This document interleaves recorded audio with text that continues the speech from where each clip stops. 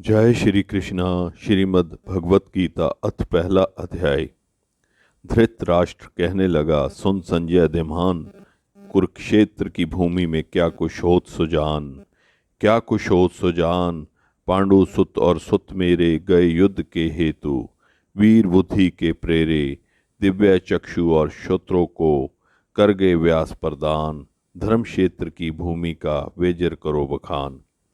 जब कौरव और पांडव महाभारत के युद्ध को चले तब राजा धृतराष्ट्र ने कहा कि मैं भी युद्ध का कौतुक देखने को चलूंगा। तो व्यास जी ने कहा कि हे राजन, तुम्हारे नेत्र नहीं हैं, नेत्रों के बिना क्या देखोगे। तब राजा धृतराष्ट्र ने कहा, हे प्रभु, देखूंगा नहीं पर श्रवण तो करूंगा। तब व्यास देव जी ने कहा, हे राजन, तेरा जो सारथी संजय है वह मेरा शिष्य है। जो कुछ महाभारत के युद्ध की लीला कुरुक्षेत्र में होगी, संजय तुमको यहाँ बैठे ही श्रवण कराएगा।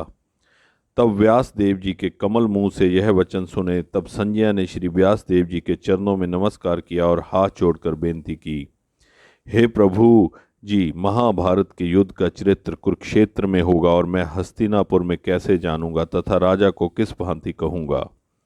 जब इस प्रकार संजय ने व्यास जी के आगे बेनती की तो श्री व्यास देव जी ने प्रसन्न होकर संजय से कहा कि हे संजय, मेरी कृपा से तुझे यहाँ सब कुछ दिखाई देगा और बुद्धि के नेत्रों से सूझेगा।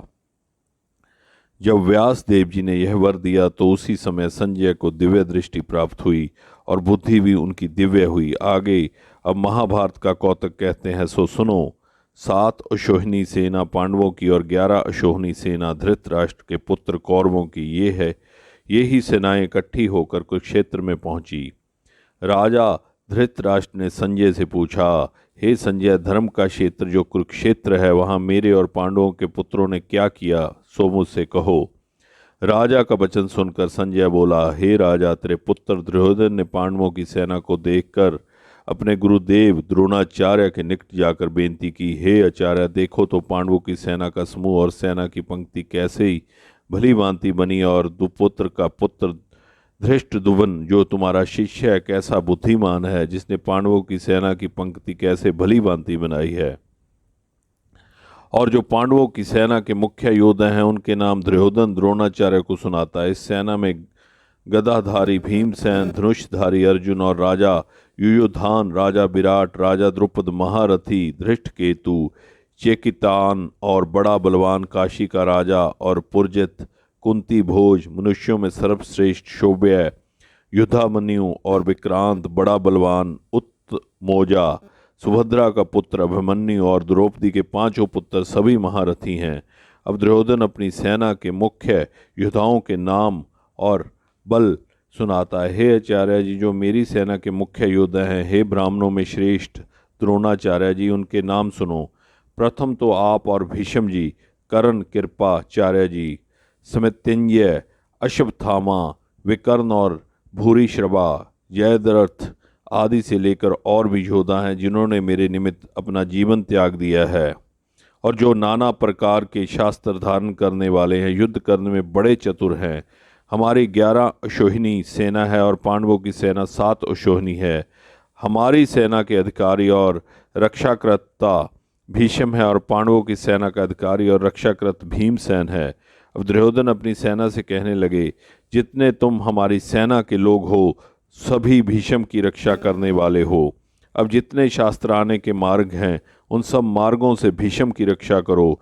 दुर्योधन के मुंह से भीष्म आदि योद्धाओं ने यह वचन सुनकर उसको प्रसन्न करने के लिए कौरवों में जो बड़े वृद्ध भीष्म पितामह हैं उन्होंने प्रथम सिंह की तरह गर्ज कर अपना प्रताप पवान शंख बजाया, जिसके उपरांत दुर्योधन की सारी सेना ने शंख बजाए, भेरी, ढोल और रणभाग, दमामे और गोमुख इत्यादि बजाए। सेना ने विभिन्न प्रकार के बाजे एक साथ बजाए जिनका बड़ा भयंकर शब्द हुआ। अब पांडवों की सेना ने जो बाजे बजाए उनको कहते हैं। प्रथम जो जिस रथ पर श्री कृष्ण भगवान विराजमान हैं उस बड़े रथ की सारी सामग्री कंचन की है और रत्नों से जड़ित है। जैसे वर्षा ऋतु का मेघ गरजता है वैसे ही रथ के पहियों की आवाज़ है, ऐसा रथ है। अब घोड़ों की शोभा कहते हैं। जैसे गो का दूध होता है वैसा उसका सुंदर रंग है, और जैसे कार्तिक का फूला हुआ कमल होता है ऐसा सुंदर घोड़ों का मुख है। और बहुत सुंदर है गर्दन जिनकी, सुंदर है कान जिनके, सुंदर है पूंछ जिनकी, स्वर्ण की घुघरी की जलरेब है और चरण में स्वर्ण के नूपुर पड़े हैं। यह तो उन घोड़ों की शोभा है। ऐसे सुंदर रथ पर सारथी भक्त वत्सल्य सत्य स्वरूप आनंद कंद श्री कृष्ण भगवान जी विराजमान हैं और योद्धा के स्थान पर अर्जुन भक्त विराजमान हैं।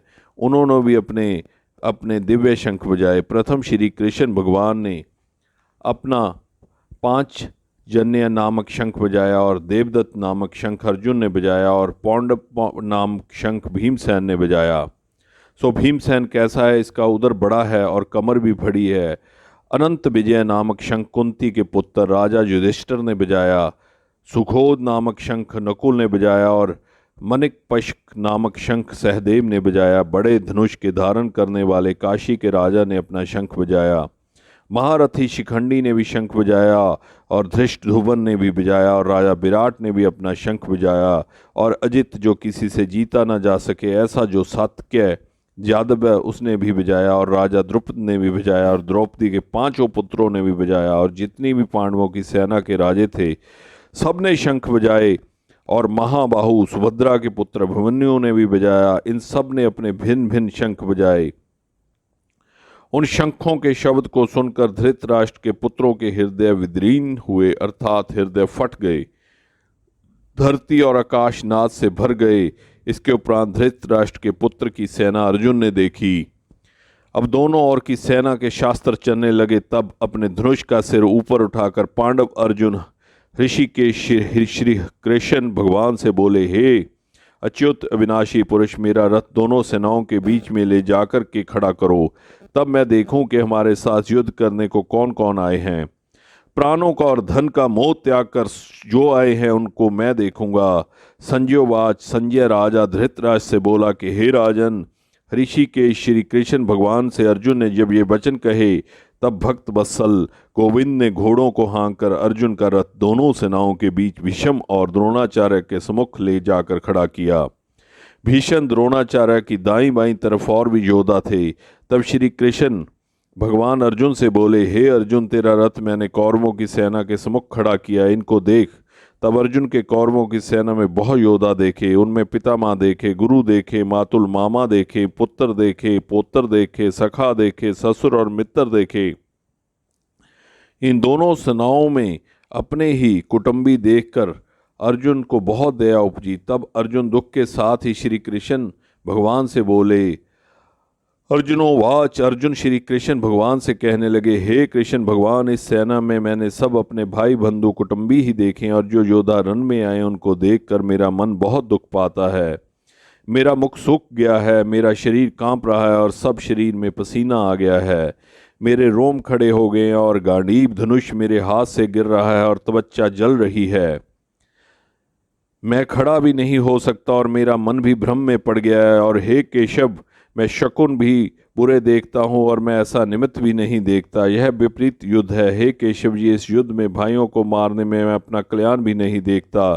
हे श्री कृष्ण, मैं अपनी जय भी नहीं चाहता और मुझको राज्य की भी इच्छा नहीं है और ना सुख की है। हे गोविंद, ऐसा राज्य किस काम का है और राज्य के भोग किस काम के हैं जिनके सुख के निमित्त कुटुंब के लोगों को मारकर राज मिलेगा। वहाँ सभी कुटुंब के योद्धा लोग प्राण और धन के मोह को त्याग कर युद्ध के निमित्त खड़े हैं। सो यह कौन कौन है? गुरु हैं, पितामह हैं, पुत्र हैं, तात हैं, शबुसुर हैं, पोत्र हैं, साले और संबंधी हैं। हे मधुसूदन, इनको मारने की मुझको इच्छा नहीं, इन पर मुझको बहुत दया आती है। हे धरती के धारण हारे श्री कृष्ण भगवान, मैं इनको मार कर त्रिलोक का राज्य पाऊं तब भी मैं न मारूंगा। भूमि के राज्य की तो बात ही कितनी है। जनार्दन की धृतराष्ट्र के पुत्रों को मारने से हमारा कल्याण नहीं किंतु इसके विपरीत होगा। इनके मारने से हमको बड़ा पाप लगेगा। यद्यपि यह महापापी भी हैं तो भी मारने के योग्य नहीं हैं। प्रभु जी, यह सभी पूज्य योग्य है और योग्य भट्ट हैं, मैं इनको नहीं मारूंगा। हे माधव, सज्जन भाई बंधु कुटुंब, इनको मारने से हमको सुख कहाँ है, मुक्ति कहाँ है। यद्यपि राज के लोभ में इनकी वृद्धि भ्रष्ट हुई है। ये धृतराष्ट्र के पुत्र जो कुल नष्ट करने से दोष उपजते हैं, जो कुश मित्र के साथ कपट करने से दोष उपजते हैं, इसको नहीं समझते, सो क्या इनकी तरह मैं भी नहीं समझता। जो कुल के नष्ट करने से पाप लगते हैं, उन पापों को भली भांति जानता हूँ। अब जो पाप कुल नष्ट करने से लगते हैं, उन पापों को अर्जुन भली भांति कहते हैं। हे जनार्दन, कुल का नाश करने से कुल के जो पुराने धर्म चले आए हैं उनका भी नाश होता है। कुल धर्म के नष्ट होने से कुल की स्त्रियां दुराचारिणी हो जाती हैं, दुराचारणी हो जाती हैं। जिन स्त्रियों के वर्ण संकर संतान अर्थात प्राय पुरुष की संतान उपजती है,